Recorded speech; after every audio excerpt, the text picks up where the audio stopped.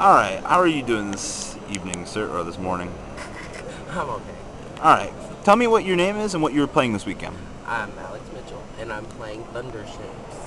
Thunderships. Yes. Alright, let's see this. Alright. Thunderships. They consist of 1 Victory Viper, 2 Lord British, 3 Blue Thunder, 3 Jade Knights, 3 Thunder Kings, 2 Honest, 2 Shining Angels, Sangin, and Morphing. Was there anything that you wish you would have had during the weekend? As far as mainboarded, Yeah. monster-wise, no.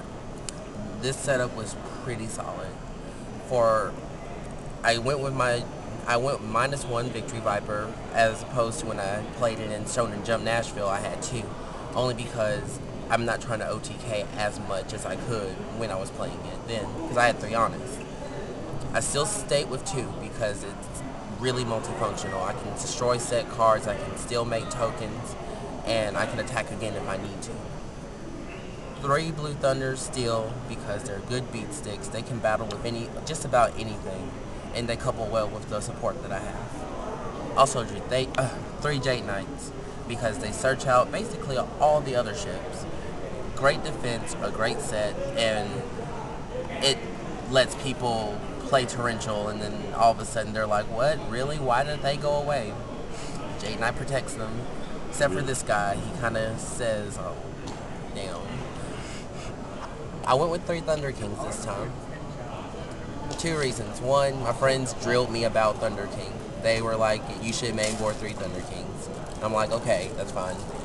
And they're also good for Saber matchup, Fernity matchup, Herald matchup, Black Wings. They have so many positive matchups that it's ridiculous. Like, you can go off with these, and they're also honestable, which comes to our next card, 2 honest. I wish we had 3, but 2 is fine. It's not a win condition. You don't just win with honest. It's awesome to have it, but you don't win with it always. 2 Shining Angels. I had 3 before, but I lowered it to 2 because in this meta, searchers are really not all that impressive, except for things like Sangin and Dark Soul, which only thing you have to do is put them into the graveyard, then you search. I have 1 Sangin here to search out basically 50% of the monsters that I own, and then the Morphing Jar to gain advantage and set extreme back rows, and to prevent back row hate from what I draw. Okay. As for my magic cards, We can play these up. yeah.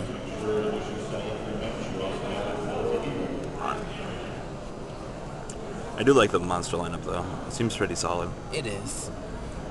As for my Magic lineup, I have 2 enemy controllers, 2 creature swaps, unlimited removal, 3 Book of Moons, a heavy, MST, Giant Trude, and Noble Extermination.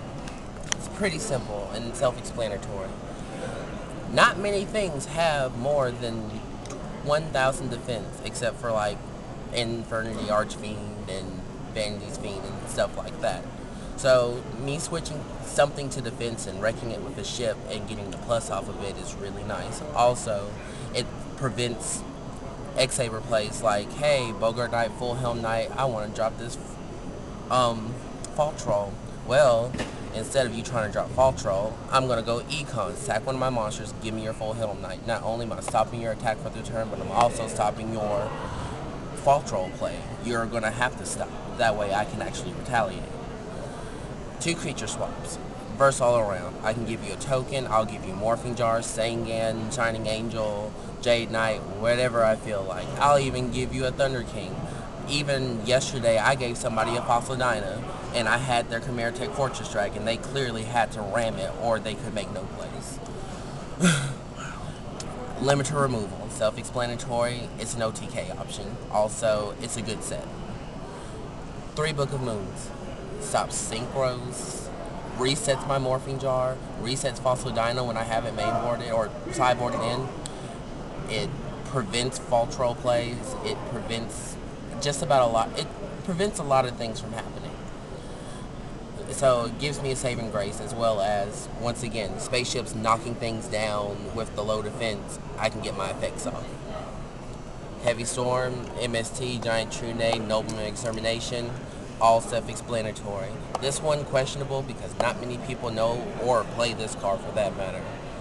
But this card is really good to take out multiples of a card that can harm you. It forces people to activate something. That way you can honestly see what they have. So, in a sense, it's a bait thought, but better. And then my traps. Ooh. My trap lineup. So, Torrential, Mirror, 2 Bottomless, 2 Oppressions, 3 Dark Bribes, and a Solemn.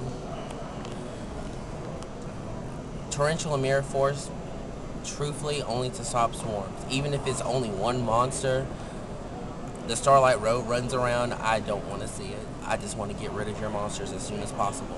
And plus, the Torrential Tribute couples well with the Jade Knight play. 2 Bottomless Trap Holes, obviously self-explanatory. Get big monsters out my face, please. Roll Oppressions. Roll Oppressions so great in my deck, only because I have no cards that can be stopped by Oppression. Everything happens in the damage step, so I can't get harmed by my own card. In fact, it's a plus to me. And whenever you mainboard Oppressions, or anything for that matter, it almost saves me the trouble to actually have it. Sometimes I even side out 1 just because I know you have it. 3 Dark Bribes. I don't even care if I give you a card. If I give you a card, that's fine. But if I have things like Oppression out, or if I have Falsadina out, or Thunder King out, and you can't get out your present situation, what can you do? That extra card does nothing for you. And I just saved my field. And Solemn, obviously self-explanatory, is the ultimate say no for half your life points card. And then we'll go to the side. Sideboard, 3 Phosphodinas, 2 Banishers, 2 DD Crows, 2 Dust Tornado, 3 Master String, 2 Divine Rafts, and 1 Crevice. Alright. Phosphodinas. This is the card that got me a lot of wins. You can't stop me if I have a Phosphodina and a Thunder King out on the field at the same time, especially with back row. With the back row protecting my cards on the field. If I can hold this out long enough, your plays are limited, and then you have to try to beat stick your way through these, which then follows by Book of Moons, Econs, and Bottomless Trap Holes, Mirror Force. I've got out. Banisher the Radiance. It's got good matchups, especially against Infernities and Frog Monarchs and Frog OTK. And it also works against Heralds, because it gives me the time to set up a play that I can do while Herald is unable to pitch a card in the game. DD Crows, self-explanatory. You get in a card I don't like, DD Crow, get it out my face. And the format's bad enough you have to play these now. It's true, everything single targets or get 2 cards from the graveyard to special summon and do fancy tricks. I don't like that. I'm going to get rid of it. Test Tornadoes. This format has also converted to playing double, triple Dust Tornadoes in their main boards or sideboards, just because the back row is vicious, especially in Infernities. Infernities, the main card to stop in Infernities is 1, Launcher, and 2, if you think they have a set barrier, I try to eradicate it as soon as possible. If they can't get their plays, they have nothing. So that's why I have the 2 Dust Tornadoes. 3 Master Restricts. Honestly, it's really for anything that's Frog. I won't lie. This is the specific sideboard for them. But 3 Master Restricts coupled with Phosphodina. If I have Master Restrict and Phosphodina out, not only can you not summon a Frog that's strong enough to take out my Phosphodina, but you have no way to tribute summon to get any of your bigger stuff out. You can't drop a Battle Fader or a Gorse or a Tragonia. So you're locked. Especially if I have this and this out. It works well together. 2 Divine Rafts. All depending on the matchup, it's good and bad. Unfortunately, it didn't bring me that much service this event, so I might change my sideboard out for these and try something else. But they're generally good against the Herald matchup and Infernity matchup. and then singular crevice. Normally I had 2, but I decided to go with 1 because my friends made a point. If I have 2 DD crows, why do I need 2 crevices?